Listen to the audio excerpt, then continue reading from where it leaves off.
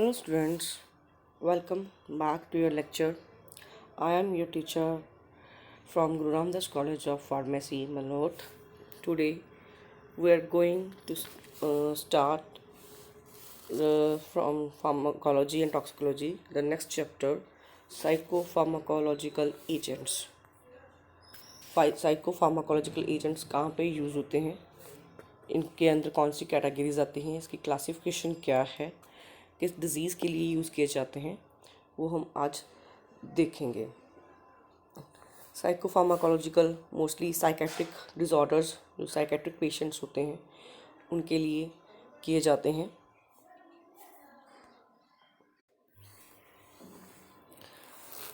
इनके ट्रीटमेंट्स भी होते हैं जो हम आज देखते हैं। Use of drugs, effective treatment of mental disorder has been well established. Psychopharmacological agents में जो ड्रग्स आ जाते हैं मेंटल डिज़ॉर्डर्स के लिए यूज़ किए जाते हैं। जो साइकेट्रिक डिज़ॉर्डर्स होते हैं उनके लिए ये ड्रग्स होते हैं। तो उनमें से कौन कौन सी मेन कैटेगरीज आ जाती हैं वो हम देख लेते हैं। एंटी साइकोटिक्स, जिसे बोलते हैं न्यूरोलेप्टिक्स भी कहते हैं। एंटी एनएग्जाइटी ड्रग्स, एनॉक्सियोलेटिक्स हो गए।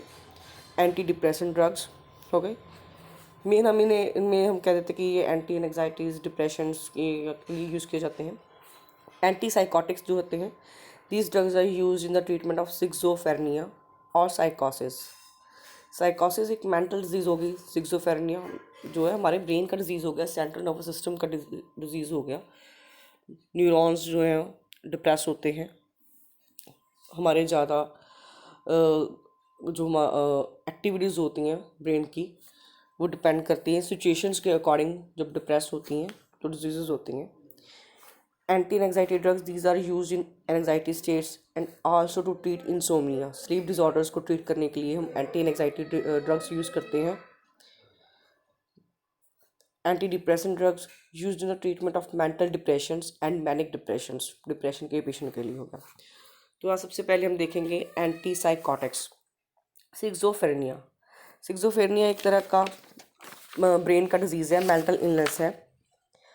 ये लॉन्ग टर्म का मेंटल डिज़ॉर्डर है। ऐसा नहीं है कि ये एक दो दिन की बीमारी हो या कुछ वीक की बीमारी हो। कई बार तो ये ज़्यादा देर तक चली जाती है, जैसे मंथ तक या कुछ ईयर्स तक भी चली जाती है। इसमें होता है कि बंदे के जो थॉट्स हैं वो एक जैसे नहीं रहते, जैसे कि कुछ कभी कुछ सोच रहा है, कभी कुछ सोच रहा है। एक चीज़ के बारे में सोचते सोचते दूसरे थॉट को मिक्स कर देता है। इमोशंस को इफेक्ट करता है, उसके बंदे के बिहेवियर में चेंजेस आ जाती हैं, फीलिंग्स भी आ जाती हैं। वो अपनी रियलिटी से अलग हो जाता है, हो कुछ और आता है लेकिन वो फील कुछ और कर आता है। उसको भ्रम हो जाते हैं, वहम होने लग जाते हैं कि ऐसा नहीं है, ऐसा हो रहा है, डर सा बैठ जाता है। उसको बोलते हैं सिक्सोफेरेनिया। 2% जो पॉपुलेशन हमारे वर्ल्ड की है वो सिक्सोफेरेनिया के शिकार हैं। 10% सिक्सोफेरेनिया के पेशेंट सुसाइड कर चुके हैं। तो इसमें क्या होता है, जो the mental ability is so affected in these patient that they are unable to meet their day to day requirements. जो ऐसे हमने कहा है कि वो अपनी जो रियलिटी होती है उससे हटके हो जाता है, तो ऐसी एक स्टेट हो जाती है। तो यही कहा है, unable to meet their day to day requirements, जो डेली होता है उससे वो परे हो जाता है।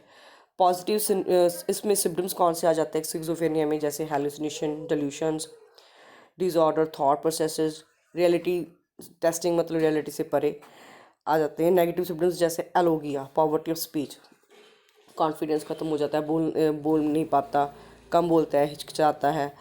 पुअर सेल्फ केयर, अपना खुद का ध्यान नहीं रख पाता। Lack of motivation. Cognitive defects क्या होता है, जैसे कि किसी की मेंटल प्रोसेस में किसी बंदे पेशेंट्स की हानि होनी शुरू हो जाती है, इम्पेयरमेंट आ जाती है।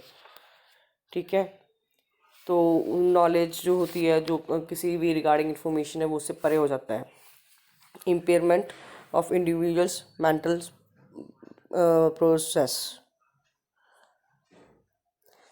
Abstract reasoning together with structural brain abnormalities and reduction in cortical and metoprolol volume.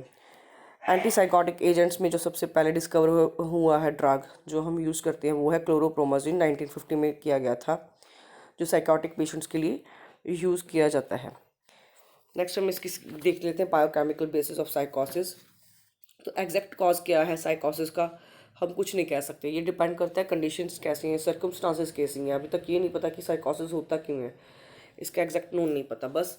लेकिन अगर हम साइंस के वे में हम देखें तो इसके जो रीजंस बताए गए हैं, जैसे एक होता है भी वो कुछ भी ये बीमारी किस वजह से हुई, एग्जैक्ट नोन, क्योंकि ये एक मेंटल डिज़ॉर्डर है। मेंटल डिज़ॉर्डर में आ जाता है कि बंदे को परेशानी की वजह जो बाहरली जो सर्कमस्टांसेस होते हैं वही बनते हैं। कोई डिप्रेशन में चला जाता है, जैसे जब कोई ओवर सोचने लग जाता है, ये तो हम बाहरले रीजंस बता सकते हैं। लेकिन जो खोज किए गए रीजंस हैं, जो हमारे अंदर के इतने हमारे अंदर रिसेप्टर्स होते हैं, उनके अकॉर्डिंग जो रीज़न बना है कि ये साइकोसिस क्यों होता है, तो उसमें लिखा है कि जो डोपामीन रिसेप्टर है उस, ठीक है, वो काम करता है। उसका लेवल जब इंक्रीज़ हो जाता है, उसका लेवल इंक्रीज तब होगा जब हम किसी बाहरली चीज़ से ज़्यादा एक्साइटेड होने लग जाते हैं, वो इंक्रीज़ होने लग जाता है, वो बढ़ने लग जाता है,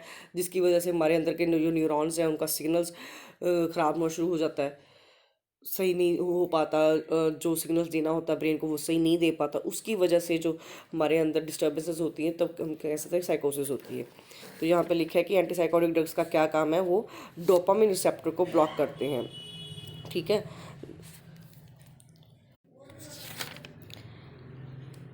led to dopamine hypothesis of schizophrenia, जो सेक्सोफेनिया को बढ़ावा देने के लिए रिस्पॉन्सिबल है। Dopamine receptor blockade in the mesolimbic system, brain region का ही पार्ट होता है, is responsible for antipsychotic effect and blockage of T2 receptor in the nigrostriatal dopamine system by these agent result in the extra pyramidal side effects. But इसके कुछ side effects भी आ जाते हैं, extra pyramidal side effects, जैसे कि restless tense हो गया, ठीक है, परकिनोजेनम्स वगैरह कुछ ऐसे जो है साइड इफेक्ट्स आ जाते हैं। नेक्स्ट हम यहाँ पे देख लेंगे इसकी क्लासिफिकेशन कौन सी है। क्लासिफिकेशन में आ जाता है जैसे कि based on the chemical grouping anti psychotics are classified as phenothiazines, जिसमें फर्स्ट पहले ही आ जाता है कि क्लोरोप्रोमाजिन, ट्राईफ्लोरोप्रोमाजिन, थायरोडायाजीन्स आ गए, थायोजेंथीन्स आ गए, जैसे क्लोरोप्रोथायोजीन्स, थायोथायोजीन्स, बुटायरोफेनोन्स, हैलोपेरिडोल आ गया, वोल्फियल क्लैड्स फॉर एग्जांपल जैसे रेजरपीन आ गया, डायबेंजोडाइजापीन्स फॉर एग्जांपल क्लोजापीन आ गया, अदर हेट्रोसाइक्लिक कंपाउंड्स जैसे पीमोजाइड, डोक्सापीन, ये आ गई, ठीक है। तो ये एजेंट्स जो है ग्रुप एज टिपिकल और क्लासिकल एंटीसाइकोटिक्स, जैसे कि क्लोरोप्रोमाजिन और हैलोपेरिडोल। और अगर टिपिकल एंटीसाइकोटिक्स कौन से गए, जैसे क्लोजापिन, ओलेंजापिन, रिजरपेरिडोन, ये आ गए। इनकी क्लासिफिकेशन ऐसे देती हैं। तो हम पहले देख लेते हैं फेनोथायाजीन्स देख लेते हैं। तो जैसे कि हमने ड्रग्स पढ़नी है एंटीसाइकोटिक एजेंट्स की, तो सबसे पहले आ गया फेनोथायाजीन्स, जिसमें सबसे मेन है क्लोरोप्रोमाजिन। तो अब हम क्लोरोप्रोमाजिन के बारे में पढ़ते हैं। Chlorpromazine is the best example of phenothiazines, ठीक है। तो 3 रिंग स्ट्रक्चर है इसका, जैसे गिवन है आप देख सकते हैं, 2 बेंजीन रिंग्स है linked with sulphur and nitrogens, derivative and consider as a prototype of older drugs that are clinically use. Chlorpromazine first antipsychotics है जो कि सेक्सोफेनिया के ट्रीटमेंट के लिए यूज़ किया गया है। इसकी फार्माकोलॉजी देख लेते हैं। क्लोरोप्रोमाजिन इसके कई यूजेस हैं, has a large number pharmacology collections, बहुत ठीक है। तो सबसे पहले जिस कंपनी ने इसको यूज़ किया था तो उसने इसको अपना फर्स्ट नेम दिया था लेर्गेसेटिल। एंटीसाइकोटिक ड्रग्स में कौन कौन सी जो फार्माकोलॉजिकल एक्शंस होने चाहिए वो नीचे दिए गए हैं। सब डिफर होते हैं एक दूसरे से, बट उनके एक्शंस ऐसे होने चाहिए। These actions are describe below, sedation cause करते हैं बट टॉलरेबल होते हैं, ये स्मॉल ड्रॉबैक है, ठीक है। इससे कोई अगर इसका ओवरडोज हो जाए तो कहते हैं कि कोई रियल हाइप्नोसिस एक्टिविटी नहीं होती, होती है बट रियल नहीं होती है, वो जस्ट एक लगता है कि ऐसा हो रहा है। पेशेंट कैन ईजिली अराउज मतलब एक्साइटेड हो जाता है, एबल टू रिस्पॉन्ड देना शुरू कर देता है। These drugs tend to normalize sleep disturbance, characteristics of me psychotic patients. Normal disturbance से थोड़ा सा हटके हो जाता है। Psychotic patients, these drugs psychotic patients में ये drugs जो क्या कॉज करते हैं क्वाइटनिंग और ट्रैंक्विलाइजिंग इफेक्ट्स, दोनों का एक ही मतलब होता है कि काम, क्वाइट, पीसफुल इफेक्ट शो करना, शांति सी, ठीक है। इसके सिम्टम कौन से होते हैं, साइकोटिक सिम्टम्स कौन से, हेलुसिनेशन, डेल्यूशंस, इनकोहेरेंट थिंकिंग मतलब कन्फ्यूजन, थिंकिंग कन्फ्यूज रहते हैं कि ऐसा करना है नहीं करना, ठीक है। Tends to disappear treatment is continued. Normal individuals में these drugs about emotional quietening मतलब शांत, साइकोट्रिक मोटिक स्लोइंग, न्यूरोलैप्सिस हो गया, depression, spontaneous movements, complex behaviours हो गई, aggressive and impulsive behaviours are diminished, खत्म हो जाते हैं। Chlorpromazine has an antiemetic effect that is vomit, emetic मतलब होता है वॉमिट करना, by virtue of its action on the chemoreceptor triggered zone. Vomiting relay center located at the base of fourth ventricle. This action is seen with very low doses. Antiemetic जो क्लोरोप्रोमाजिन का है वो बहुत ही small dose में होगा। अगर हमें क्लोरोप्रोमाजिन देना है एज ए एंटीमेटिक इफेक्ट तो बहुत ही स्मॉल डोज में होगा वो, उसकी प्रेपरेशन ही ऐसी आएगी कि वो माइनर डोज में आती है, तो हम एज ए एंटीमेटिक भी देते हैं। Several phenothiazines are used in the treatment of nausea and vomiting, motion sickness. It cause hypothermia. Hypothermia मतलब body temperature low by acting on the hypothalamus. Women's में ये lactation को promote करता है by inhibiting the release of prolactin, releasing inhibiting hormones. All phenothiazines promote lactation and weight gain. दूसरी और कौन कौन सी इसमें प्रॉपर्टी है? Anti alpha adrenergic, anti serotonin and anti histaminic actions. Anti serotonin and anti histaminic actions are also used in treatment of allergic reaction. Next इसका आ गया mechanism of action. सिक्सोफ्रेनिया का मतलब होता है स्प्लिट एंड माइंड का break होना, ठीक है। ब्रेक होना मतलब थॉट्स का ब्रेक होना, फीलिंग्स का ब्रेक होना, मूवमेंट्स का ब्रेक होना, एक्शन जो भी होने होते हैं उसका ब्रेक होना। द पेशेंट इज ओवरपावर्ड खुद को महसूस करने लग जाता है overpowered by single thought process which is exhibited as the repetitive, जो लगातार वही चीज़ सोच रहा है, रिपीटिव एंड पर्पजलेस, जो पर्पजलेस बिहेवियर नहीं होता। It is believed that this patient there is an over activity of dopamine की ओवर एक्टिविटी होनी शुरू हो जाती है in the limbic system of brain. Antipsychotic drugs has a common property in that block dopamine receptors को block करते हैं, that thus decrease dopaminergic activity. Dopamine receptor exist in several subtypes. Dopamine receptor D1, D3, D4, D2 इसके ये सब types होती हैं। Antipsychotic जो है D2 रिसेप्टर को ब्लॉक करता है।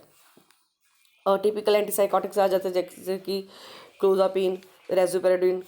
बिसाइड्स ब्लॉकिंग D2 रिसेप्टर, ये D2 रिसेप्टर को ब्लॉक नहीं करते हैं, दूसरे रिसेप्टर्स को ब्लॉक करते हैं जैसे कि alpha 1, alpha 2, adrenergic, serotonin, 5H2A और 5H2 अल्फा होते हैं, मस्क्रेनिंग, हिस्टामिन रिसेप्टर्स, ठीक है। This class of drug have no least extra pyramidal side effect and effective in patient who do not respond to standard antipsychotics.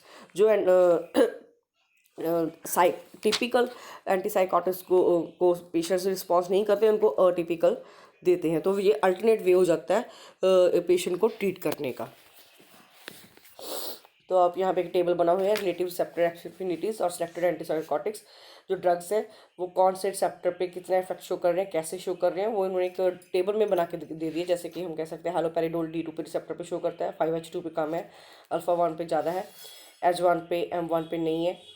Antipsychotic इसकी activity है, EPS है, तो आप ये देख लेना EPS मतलब एक्स्ट्रा पिरामिडल साइड इफेक्ट है या नहीं है। अब हम इसकी देखते हैं ADME। क्लोरोप्रोमाजिन क्या है? रेयरली एब्जॉर्ब, इनकम्प्लीटली एब्जॉर्ब होता है GIT में, जो ठीक है। इसका 2 to 3 आवर्स में इसका और हम पीक का इफेक्ट देख सकते हैं अगर हमने एक पीक बना के देखना हो। हाईली लिपिड सॉल्युबल है, प्रोटीन बाउंड होता है, एलिमिनेशन इसका 20 to 40 आवर्स का है, ठीक है।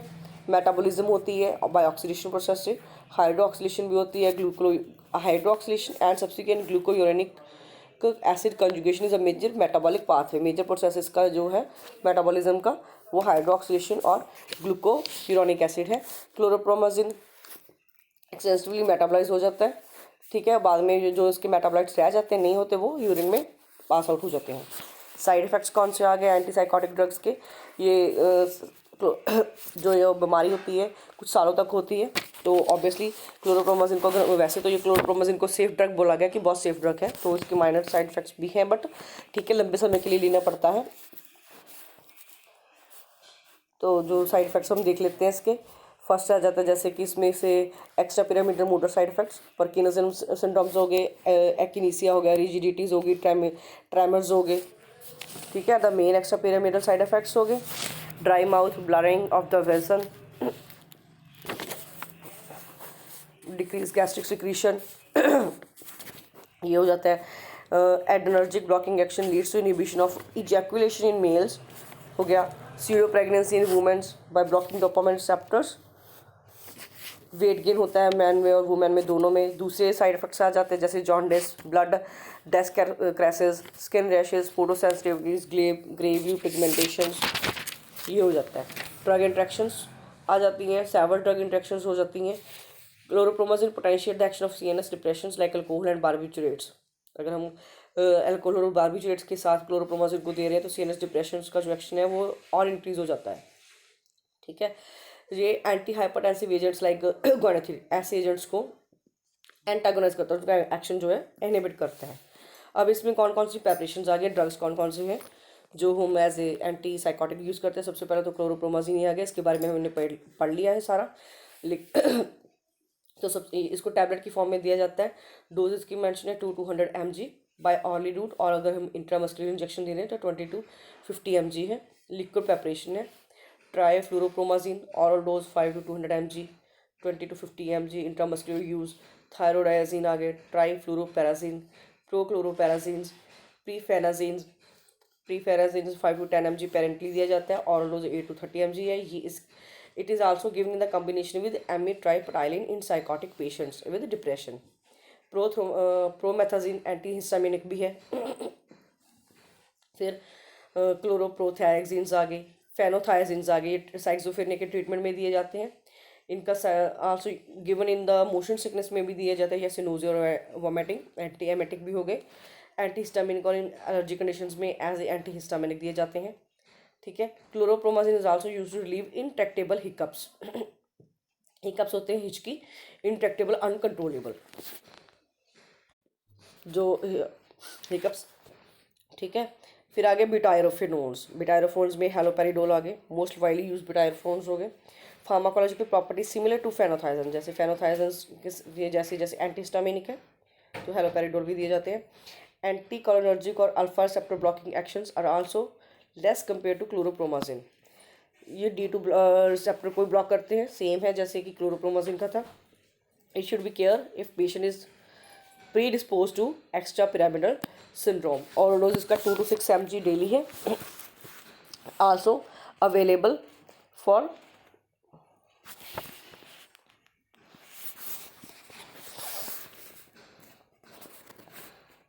Intramuscular administration. ट्राइफ्लूपेरिडोल आ गया, इसमें पैनफ्लूरिडोल आ गया। अब वॉल्फियल क्लाइड्स में देख लेते हैं कौन से हैं। जैसे फर्स्ट आ गया रेजरपिन। रेजरपिन में सीएनएस इफेक्ट्स जो रेजरपिन का क्लोरोप्रोमाजिन जैसा ही है, सिमिलर है। It produces tranquillisation and sedation effect. Tranquillisation होता है कि बंदे को, पेशेंट को इसको शांत करना होता है। सीडेशन जैसे कि स्लीप इंड्यूस नहीं होता, लेकिन उसको उसके मेंटल डिसऑर्डर को रेस्ट स्टेट में लेके आता है। known to act by depleting catecholamines and serotonin from brain, produce extrapyramidal side effect। इसके भी extrapyramidal side effect है, ठीक है। डोज इसकी 0.70 to 1.5 mg ऑरल है। एंटी हाइपरटेंसिव के लिए भी दिया जाता है। टिपिकल एंटीसाइकोटिक्स कौन से आगे,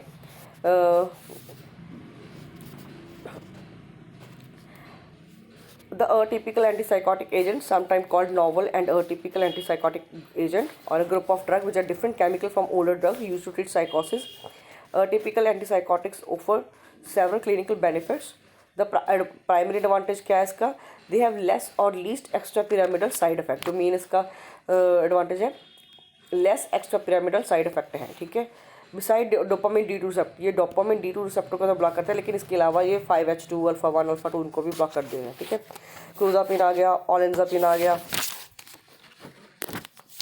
ये अब तो लोग देख लेना, इनका डोज गिवन है 25 to 50 mg दिया जाता है।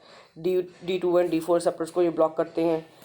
आगे हम देख लेते हैं और ड्रग जैसे राइसपेरिडोन, जिप्रासिडोन, क्यूटापाइन, ये सब जो ड्रग्स हैं, ये भी जो ड्रग्स हैं सिक्सोफेरेनिया के ट्रीटमेंट के लिए यूज़ किए जाते हैं एज ए एंटीसाइकोटिक्स, जैसे कि एरिपाइप्राजोल।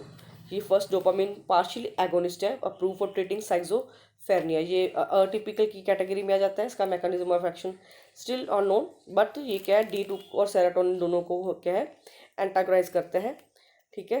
That is hypothesised to improve both positive and negative symptoms of schizophrenia. Drug has been refer to dopamine serotonin stabilisers, दोनों की एक्टिविटीज के लिए काम करता है. Antagonist activity at adrenergic alpha 1 receptor producing hypotension in patient. Other adverse effects को include इसमें side effects जैसे कि headache, anxiety, insomnia, nausea, vomiting. ठीक है. डोज इसका 10 to 15 mg हो गया once a day. Drug free from extra pyramidal side effects. तो ये कुछ ड्रग्स हमने टिपिकल के भी देख लिए, टिपिकल के भी देख लिए, तो आप ये सब ये कर लेना. यहाँ पे आज हमारा ये चैप्टर जो ख़त्म होता है. Thank you. तो मिलते हैं अब हम नेक्स्ट क्लास में.